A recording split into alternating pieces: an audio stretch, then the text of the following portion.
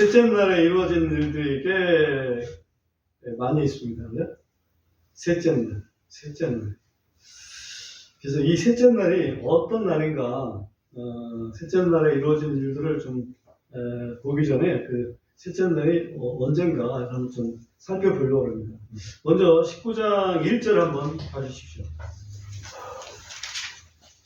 19장 1절에 보면 이스라엘 자손이 이집트 땅에서 나온 후 셋째 달 바로 그날에, 셋째 달 바로 그날, 그 말이 무슨 뜻이냐면 셋째 달 시작하는 그날, 그 말을 얘기하는 겁니다. 셋째 달의 첫날을 얘기하는 거예요. 첫째 달에 며칠 날 이스라엘 백성이 출애굽을 시작했습니까? 며칠 날? 첫째 달에 며칠 날? 1월 15일 날.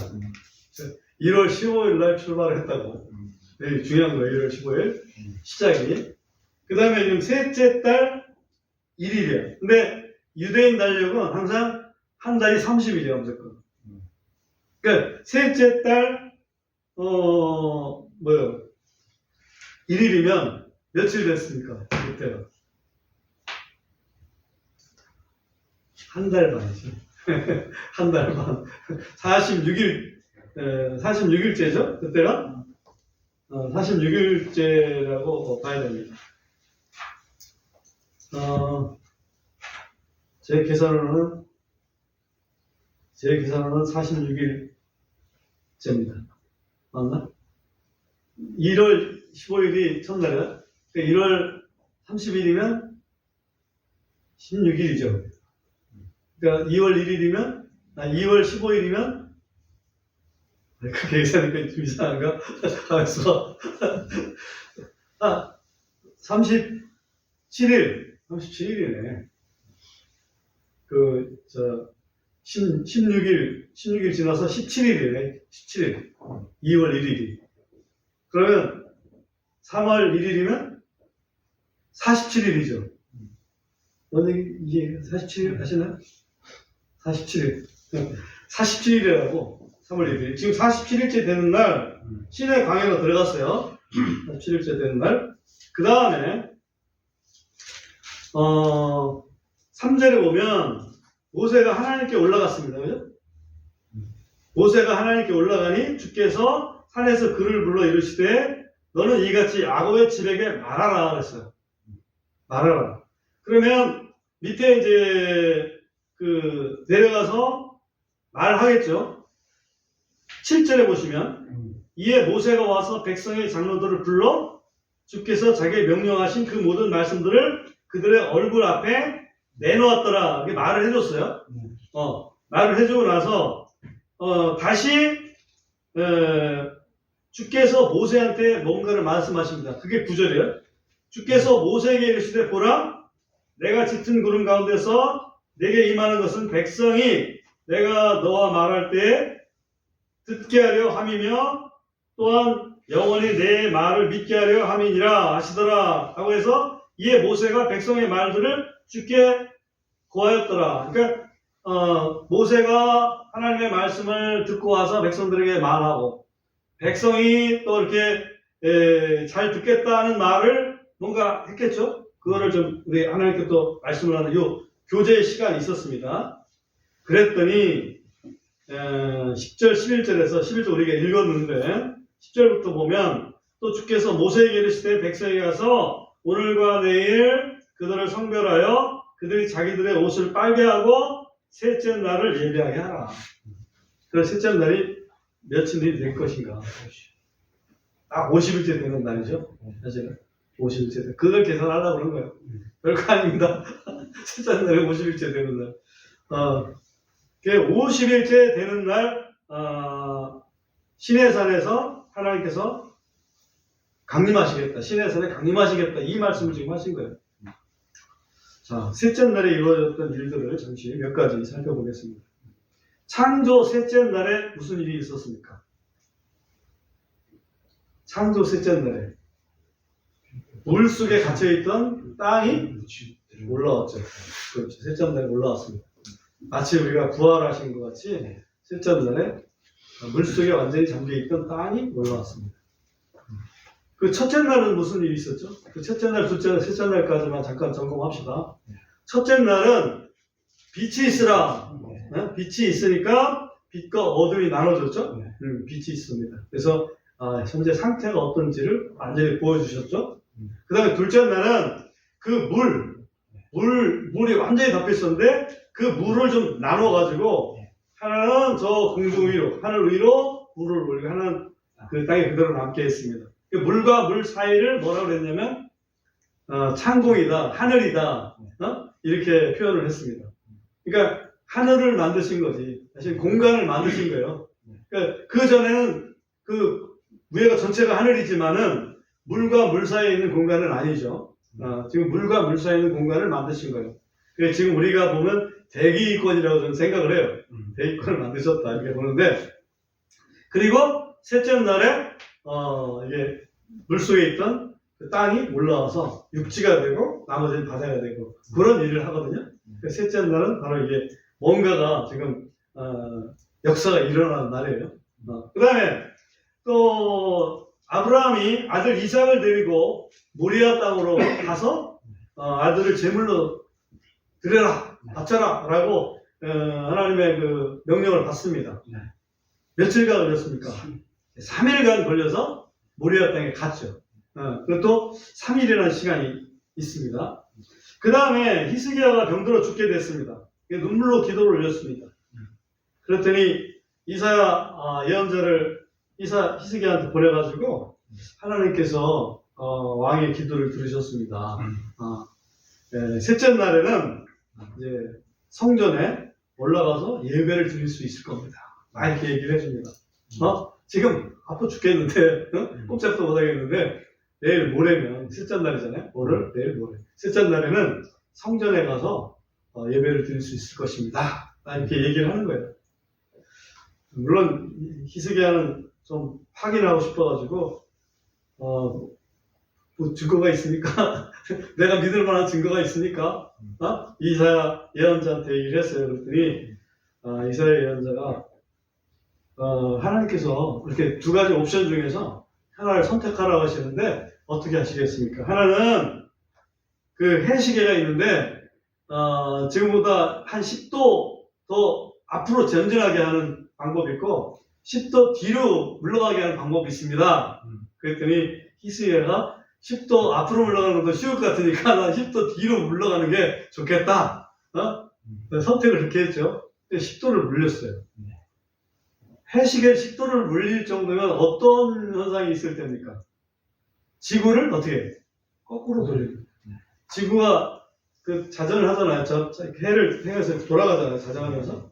근데 지구가 거꾸로 돌아요. 하루에 한 번씩 돌잖아, 이게. 해가 도는 게 아니라 지구가 돈단 말이지. 근데 지구를 거꾸로 10도로 돌리는 거야. 몇 도가 한 바퀴인지는 정확히는 알 수 없습니다만, 아무튼, 어느 정도, 예를 들면 1시간어치라도 지구를 돌린 거예요. 그럼 지구에 이상 현상이 있었겠죠?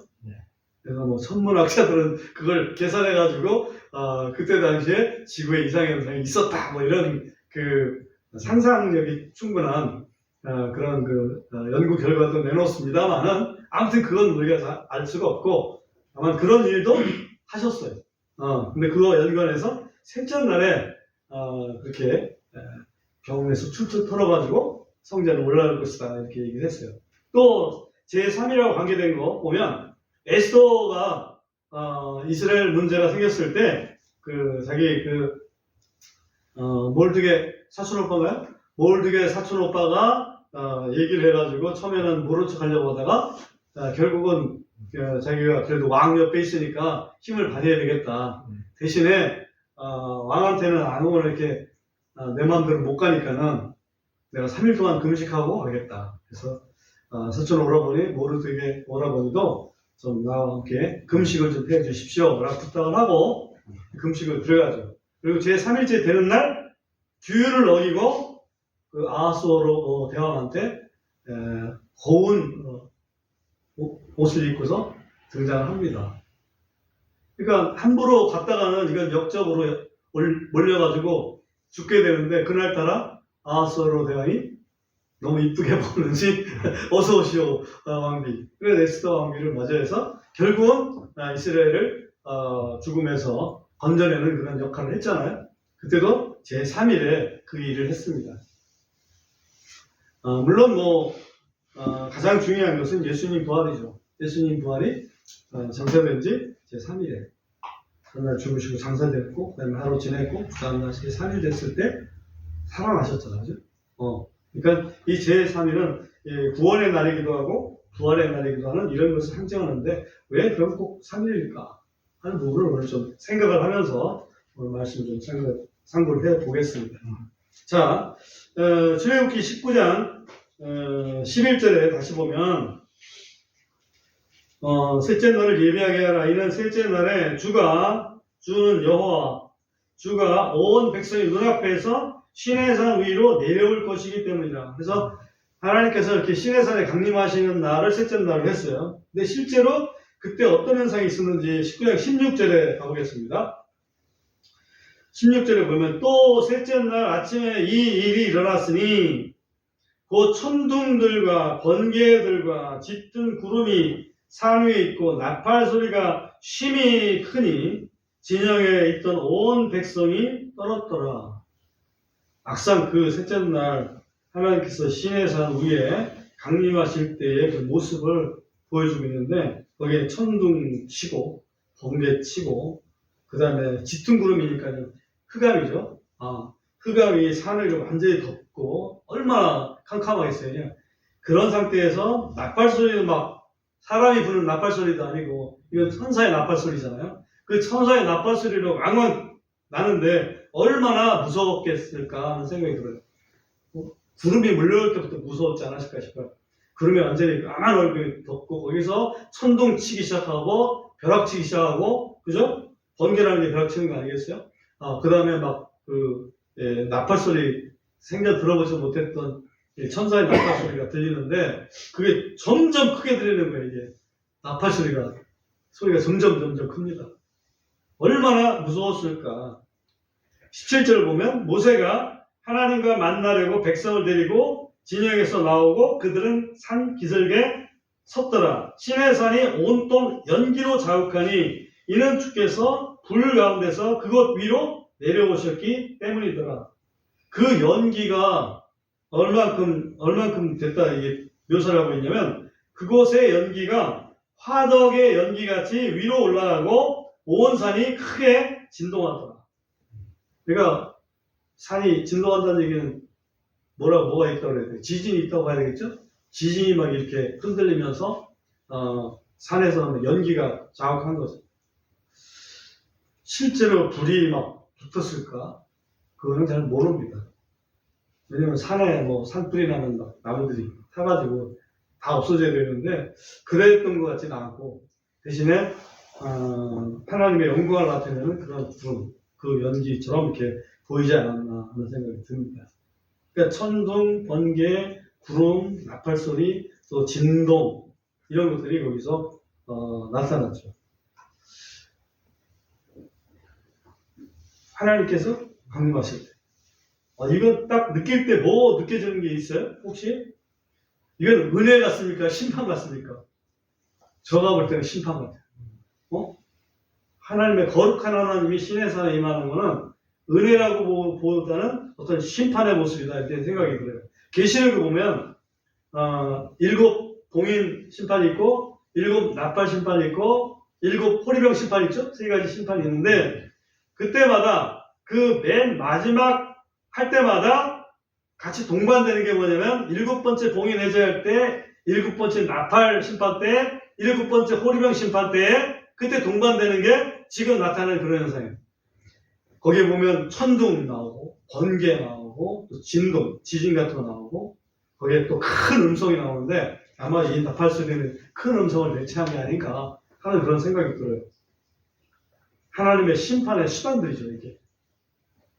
번개 치고 천둥 치고 깜깜하고 그죠? 지진 일어나고 이 하나님의 심판의 수단이라고. 그 하나님의 거룩함의 상징이기도 합니다. 반면에 이 50일을 제가 계산했잖아요. 이 50일을 계산한 이유가 뭐 때문에? 오순절 때문에. 여러 번 얘기했기 때문에 여러분 충분히 이해하실 겁니다. 오순절 날에는 과연 이런 심판의 모습이 보였을까? 아닌가? 예, 사도행전 2장을 잠깐 보겠습니다. 사도행전 2장.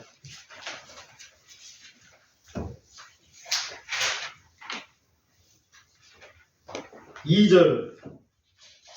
1절에는 오순절 날이 이제 됐다는 얘기고요. 2절부터 나오는 말씀이 그 묘사하는데, 여기는 갑자기 하늘로부터 급하고 강력한 바람 같은 소리, 바람 소리죠. 바람 소리는 났어요. 그것이 그들이 앉아있던 온 집안에 가득했습니다. 지금 우리 지하실에 바람 소리가 어디서 문도 다 닫아놨는데 바람 소리가 윙 나가지고 여기 윙윙윙 거린다고 생각해보자. 그런 바람 소리가 윙윙 거렸습니다. 그러더니 또 불의 혀같이 갈라진 혀들이 그들에게 나타나 각 사람 위에 앉더라. 불의 혀가 불꽃이죠. 네. 혀 모양의 불꽃이 보이더니 사람 머리 위에 이렇게 딱 있는 거예요. 물론 내 머리도 당연히 있어야 되는 거지. 그게 전부예요. 그러니까 바람 소리가 싹 나고 불꽃이 거의 다 보이는 거예요. 천둥 없죠? 네. 번개 없죠? 흑암 없죠? 지진 없죠? 바람 소리하고 완전히 좀 개념이 좀 다르죠. 그러니까 심판의 모습이 아니라 이건 그야말로 은혜의 모습이죠. 바람이라는 건 여러분 알지만 성령님을 얘기할 때 푸뉴마라고 얘기하잖아요. 네. 푸뉴마가 바람이라는 뜻이잖아요. 원래. 그러니까 전혀 심판의 모습하고 오순절날 성령 강림의 모습하고는 좀 대조가 된다. 그래서 심판 때에는 출애굽에서는 그때 하나님께서 강림하셔서 무엇을 주시려고 강림하셨던 거예요? 율법을 주시려고. 그래서 그 율법을 그 20장에서부터는 이제 율법이 쭉 나오거든요. 20장에 율법, 그래서 10가지 명령 그래가지고 율법을 쭉 설명을 하고 있습니다. 이거를 뭐 우리가 다 얘기하려고 하는 건 아닙니다. 이것도 다 명령에 속하기 때문에 명령과 약속 이렇게 쭉 나와 있어요. 그런데 하나님은 왜 그 율법을 주시면서 그렇게 거룩한 모습을 나타내셔야만 됐을까?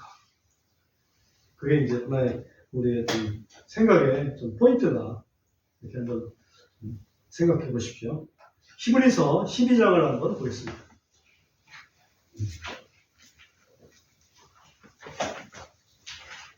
히브리서 12장 14절 히브리서 12장 14절 먼저 보시면 모든 사람과 함께 화평과 거룩함을 따를지니 이것이 없이는 아무도 주를 보지 못하리라. 이것이 없이는 이것은 거룩함을 얘기합니다. 화평과 거룩함을 따를지니 이것이 없이는 이것은 거룩함을 얘기하는데 거룩함이 없이는 아무도 주를 보지 못하리라. 그러니까 하나님을 만난다는 얘기는 거룩함이 있어야 된다. 그래서 이 거룩함을 위해서는 제3일까지 예비를 해야 된다. 그 얘기를 하는 거예요, 지금. 왜 제3일일까? 제가 나름대로 이제 좀 제3일을 생각을 해봅니다. 왜냐하면 창조의 셋째 날도 제3일에 육지가 드러났잖아요. 그때까지 뭘 준비했는가? 라고 봤을 때는 하나는 빛을 비추어서 우리의 그 현재 상황이 어떻다는 것을, 우리의 죄가 어떻다는 것을 분명히 알잖아요. 빛을 비추어서 첫째 날에.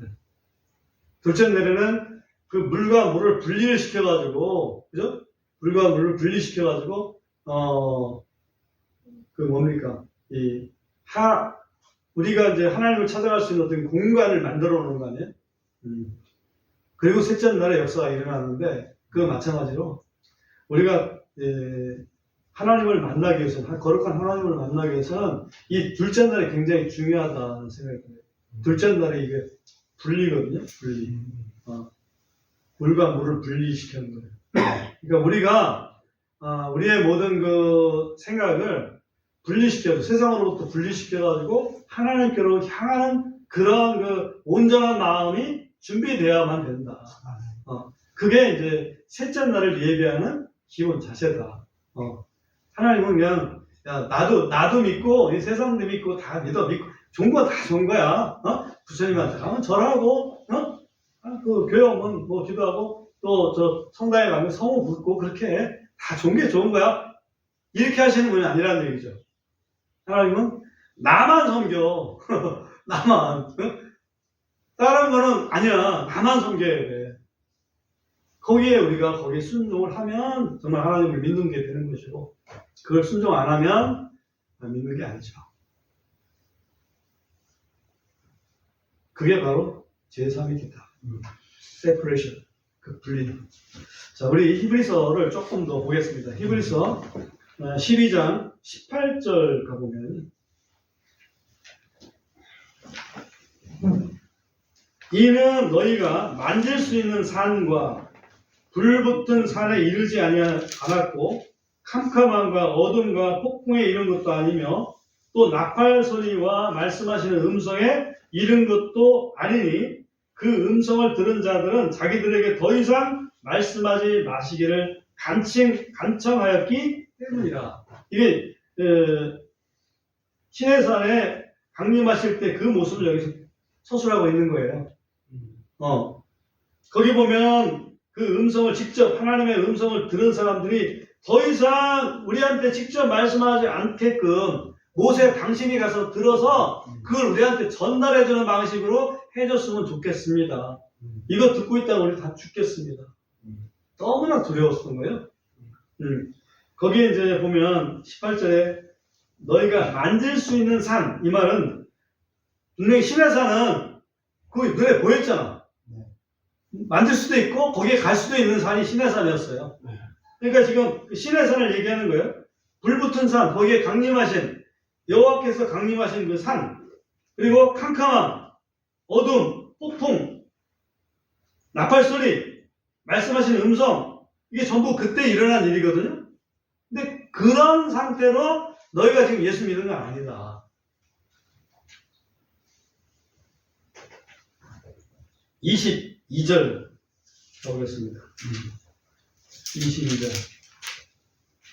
그러나 너희는 시온산과 살아계시는 하나님의 도시와 하늘의 예루살렘과 무수한 천사들의 무리와 총회와 하늘에 기록된 처음 난 자들의 교회와 모든 것의 심판자이신 하나님과 완전하게 된 의로운 사람들의 영들과 새 언약의 중보자이신 예수님과 아벨의 것보다 더 나은 것들을 말하는 피, 곧 뿌리는 피에 이르렀느니라. 여기 이제 그러나라는 건 but, 이거 but, 영어 문법에 not A, but B라는 게 있어요. not A, but B. A가 아니라 B다. 이제 이게 영어 문법인데, 앞에서 우리가 이룬 것은 시내산 같은 그런 산이 아니고, 우리가 이룬 것은 시온산 같은 데다. 이걸 설명하려고 한 거예요. 그러나는 시온산은 우리 예수님 복음을 얘기하는 거죠. 시내산은 땅에 있는, 만질만한 땅에 있는 것이고, 시온산은 하늘에 있는 것이라고 여기서 설명을 하고 있어요. 예루살렘을 얘기하는 게 아니고 하늘의 예루살렘, 살아계신 하나님의 도시, 영적이란 얘기지. 이스라엘 사람들은 눈앞에 보이는 시내산에서 하나님 강림하는 거 봤단 말이에요. 근데 우리 그리스도인들은 그런 눈에 보이는 시내산이 아니고 눈에 안 보이는 하늘의 시온산이라는 얘기지. 시온산, 살아계신 하나님의 도성, 이건 하늘의 예루살렘이고, 천사들의 무리, 우리 눈에 안 보이지만 천사들은 우리 주변에도 있어요. 천사들은 우리 눈에 안 보일 뿐입니다. 그래서 우리가 어떤 예식을 행할 때 하나님과 또 성도들과 또 천사들 앞에서 그죠? 이런 표현 많이 쓰죠? 네. 눈에 보이지 않지만 하나님도 눈에 안 보이시지만 우리가 함께 하시고 천사들도 눈에 안 보이지만 하나님의 항상 일꾼을 우리 스탠바이 시켜 놓으셨단 말이지. 여러분 한 사람 한 사람을 천사들이 지금 지키고 있다고 저는 봐요.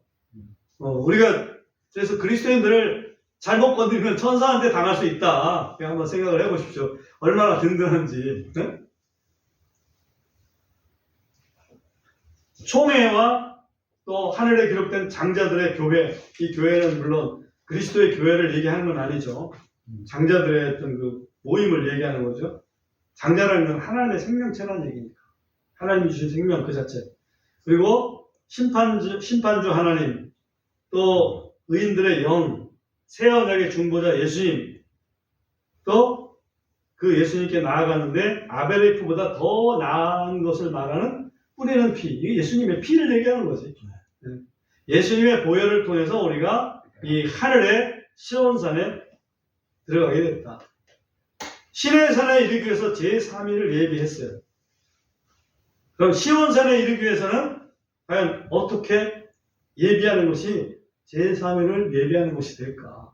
이게 저는 오늘 출애굽기 19장 11절에서의 어떤 초점이 아니겠는가 그런 생각을 합니다. 어떻게 해야 시온산에 이를 수 있을까? 시온산에 이른다는 것은 우리가 전해드리겠지만 하나님의 왕국, 천국에 이르는 거나 마찬가지거든요. 우리가 몇 주 전에 우리가 말씀을 상고했습니다. 천국에 이르기 위해서는 뭘 해야 된다?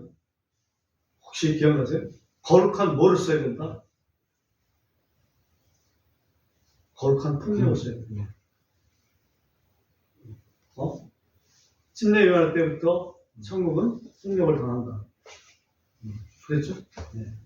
그 폭력을 행하는 자가 차지한다. 그 폭력이 뭐였습니까? 침례 요한한테 침례 받으려면 회개해야 되죠. 예수님 믿으려면 믿음을 가져야 돼요. 그러니까 회개와 믿음인데 회개와 믿음은 사실은 동일한 거잖아요. 회개 없는 믿음, 믿음 없는 회개 이거는 잘못된 거잖아요. 왜 회개합니까? 믿기 위해서. 왜 믿습니까? 회개했으니까. 회개와 믿음. 이것이 예를 들면 내가 회개를 첫째 날 하더라도 둘째 날 믿음을 갖고 셋째 날 확실하게 예수님을 영접하는 그런 꼴이 된다는 얘기입니다. 그러니까 영적으로 3일을 기다려라 그게 아니라 회개와 믿음이라는 이러한 이 절차를 거쳐서 그야말로 내가 세상을 향하던 내 마음을 완전히 분리시켜서 하나님을 향한 마음으로 바꾸는 것. 이게 이제 시온산에 이르기 위한 준비 단계다. 이렇게 봅니다. 그래서 요한복음 6장에 보면 예수님이 이런 말씀하셨어요. 내게 오는 자는 결코 내어쫓지 아니하리라. 우리 외관에 올 때 보면 그게 있죠. 예수님께서 또 말씀하시기를 내가 곧 길이요 진리요 생명이니 나로 말미암지 않고는 아버지께 올 자가 아무도 없느니라.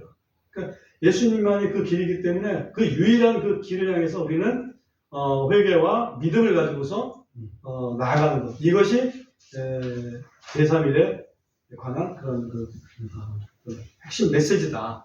그런 생각을 합니다. 신의 산에서는 율법을 받은 것처럼 오순절날 우리는 하늘의 시온산에서 오순절날 우리가 회개하고 믿을 때 무엇을 받습니까?